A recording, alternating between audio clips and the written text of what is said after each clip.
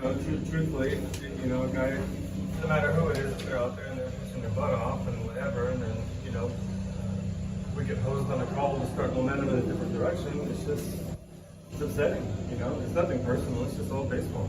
他说这没有针对任何个人的东西，就是单纯这种棒球比赛的情绪。因为当自己的任何一个投手，如果因为一些判决，然后导致整个气势有可能会转过去的时候，那我会特别的会特别的情绪出来。可是这不是针对人，这只是单纯当下自己的情绪，针对棒球的比赛的过程。所以他是针对讲之前那个好球，还是整场就是好坏球的比赛？I mean, there was inconsistencies or whatever, but it just got to the point where, that when that pitch was made, it looks good on my end. We come in, we double check it, and I ask, and it's like strike. I'm like, come on, man, let's go. Set a gold standard. That's it. 我其实就是标准，如果就是更一致的话，更一定会更好，因为就是那颗球之前那些球，他当下在现场看，他觉得是有好球的机会，然后他马上就进来看一下那个电视的评判动作，然后他询问之后，这真的是个好球，对吧？所以他就只是单纯因为这样子担心那个气势的翻转。I mean, if anybody who watches games or whatever, they understand that I don't use emotion much at all. So obviously something has to go. Something has to give at some point. 然后就是如果你平常在看，就是追踪我们比赛的朋友都已经知道，他不是那种很情绪化或者很外放的那种个性，所以当他会有点失去一点情绪的时候，就代表就是觉得是时候该释放出来的。And truly, I didn't see him warn me. So.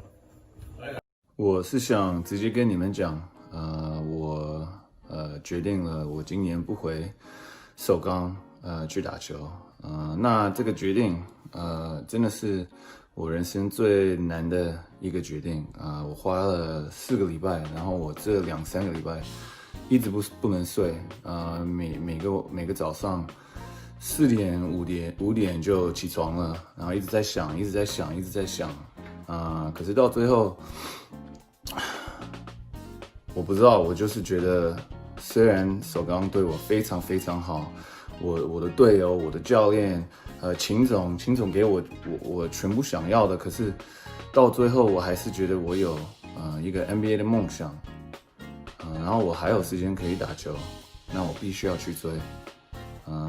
我知道很多的球迷，不管我受伤、被交易、失败，你们都支持我然后你们一直鼓励我，你们一直跟我讲 never done。那我觉得对我来说，这个信仰，相信上帝的路，相信上帝给我这个天分，